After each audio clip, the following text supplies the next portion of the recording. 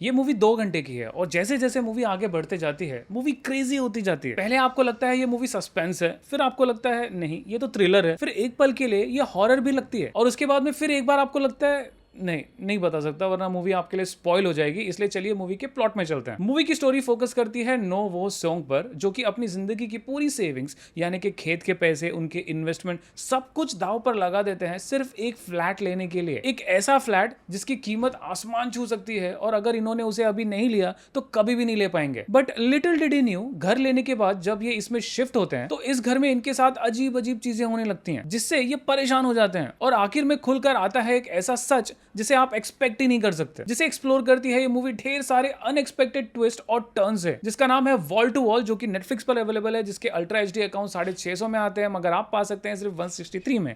कैसे ये जानने के लिए वीडियो के डिस्क्रिप्शन में दिए गए व्हाट्सएप पर तुरंत कॉन्टैक्ट कीजिए।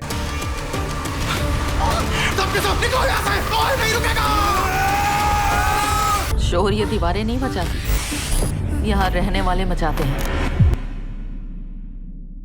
वॉल टू वॉल रिलीज हुई नेटफ्लिक्स पर 18 जुलाई 2025 को और ये रिलीज हुई इसकी original Korean as well as dubbed English as well as dubbed Hindi languages में। हिंदी डबिंग इसकी बहुत अच्छी है। आई मीन मैंने पूरा मूवी देख लिया तब मुझे एहसास हुआ कि मैंने भैया मूवी इंग्लिश में नहीं हिंदी में देखी है, क्योंकि नॉर्मली मैं कोई भी मूवी उसकी ओरिजिनल लैंग्वेज इंग्लिश में देखना पसंद करता हूँ, बट क्योंकि एक कोरियन मूवी थी तो कोरियन तो समझ में आती ही नहीं, तो इंग्लिश में देखना चाहता था। बट जब मूवी ऑलमोस्ट पूरी खत्म हो गई तब एहसास हुआ कि यार मैंने इंग्लिश में नहीं हिंदी में देख ली। तो डबिंग इतनी अच्छी है कि एहसास ही नहीं हुआ। फर्स्ट थिंग्स फर्स्ट, खुद का घर लेने का सपना किसका नहीं होता, और इस सपने को पूरा करने के लिए ढेर सारे पैसे चाहिए होते हैं, जिसे कमाने के लिए लोग अक्सर शहरों की तरफ बढ़ते हैं और वहीं पर काम करते करते सोचते हैं कि जहां पर बसे हैं वहीं पर घर क्यों न ले लें। लेकिन शहरों में घर के दाम आसमान छूते हैं। लेकिन कैसे तैसे करके अगर एक मिडिल क्लास का बंदा एक घर ले भी ले तो ईएमआईज, महंगाई, बच्चों का खर्चा, आगे का फ्यूचर, इन सब बोझ के तले वो दबते ही जाता है। लेकिन इन सारी चीजों को साइड में रखकर ये मूवी वो हिस्सा दिखाती है जिसे नॉर्मली हम नजरअंदाज कर देते हैं। वो है उस बिल्डिंग में रहने वाले लोगों का आपके ऊपर इंप्रेशन एंड वाइस वर्सा। क्योंकि काफी बार मैंने लोगों को ये बोलते हुए सुना है यार कि ये घर मुझे बहुत अच्छा था, अच्छा लगा,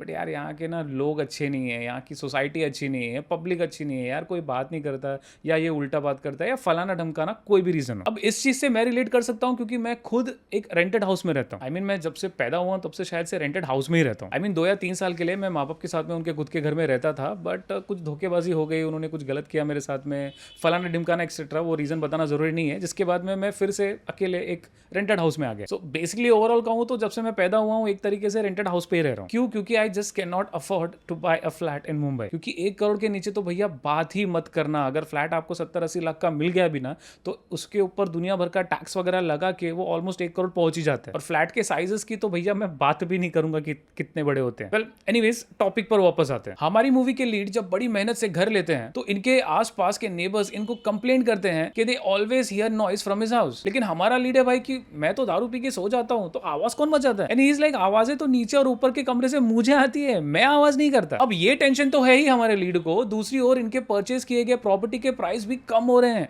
इंस्टेड ऑफ ग्रोइंग, और ये हार्डली ही ईएमआईज भर पा रहे हैं। तो इन दोनों चीजों के बीच में ये पिस रहे होते हैं और यहाँ पर आती है किम टो जॉन की डायरेक्शन। एक आदमी के माइंड में क्या चल रहा होता है ऐसे वक्त पर, वो गजब तरीके से दिखाया गया है। मतलब ऑलमोस्ट हमें लीड के दिमाग में घुसा दिया जाता है कि भाई जिस तरह वो पागल हुआ है, हम यानी कि ऑडियंस भी उसे देखकर पागल हो जाते हैं। और ये करना आसान नहीं होता। एक डायरेक्टर का ऑडियंस के दिमाग में घुसना it's a very hard task, और इस मूवी के डायरेक्टर वो करते हैं। और इतना ही नहीं, डायरेक्शन के साथ साथ इस मूवी की एडिटिंग भी एक नंबर थी। Also we should not forget our lead नो वो सॉन्ग, जिनकी एक्टिंग ने इसे कैमरे के सामने सच किया और वो पागलपन हमें दिखाया। अगेन जिनको नहीं पता उनको बता दूं कि अगर आपने स्क्विड गेम स्पेशली सीजन 1 से सीजन 3 पूरी देखी है और अगर सीजन 3 खास करके देखी है तो आपको बता दूं कि जिस बंदे की वजह से सीजन 3 तक ये सीरीज गई वो थे कैंग डे हो एके प्लेयर 388। जी हाँ, वही बंदा जो कि सीजन 2 में अगर मैगजीन लेके चला गया होता, लोगों की हेल्प कर दिया होता तो शायद हमें सीजन 3 नहीं मिलता। सो आई डोंट नो इनको थैंक यू बोलना चाहिए या नहीं, क्योंकि इनकी वजह से सीजन 3 देखने को मिली। और जिस तरह की क्रेजी एक्टिंग इन्होंने स्क्विड गेम में की थी,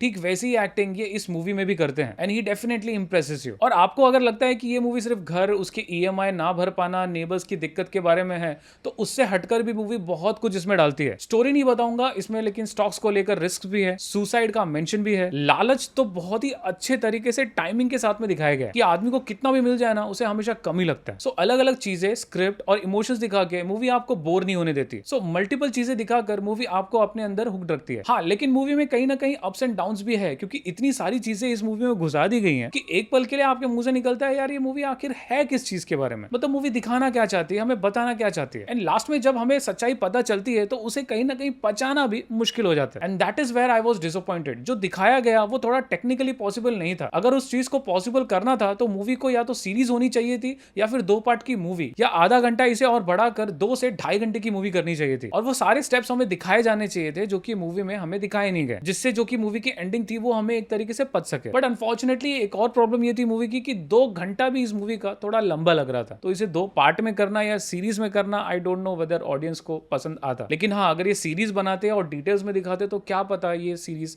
या मूवी हमें इंप्रेस कर सकती। लेकिन डेफिनेटली ये मूवी एक वन टाइम वॉच है। और अगर आप सच में अपना खुद का एक घर लेने का सोच रहे हैं तो इस मूवी में एक आपके लिए बहुत ही अच्छा सबक भी है। और इसीलिए इन सारी चीजों को ध्यान में रखते हुए मैं इस मूवी को रेट करूंगा 6.5 आउट ऑफ 10। मैं 6 रेट करने वाला था बट 6.5 किया क्योंकि मुझे इसकी डायरेक्शन और इसकी एडिटिंग स्टाइल बहुत अच्छी लगी। एंड ऑफ कोर्स हमारे लीड की एक्टिंग भी। इसी के साथ में चलते हैं, पता नहीं मैं अपना खुद का घर कब ले पाऊंगा।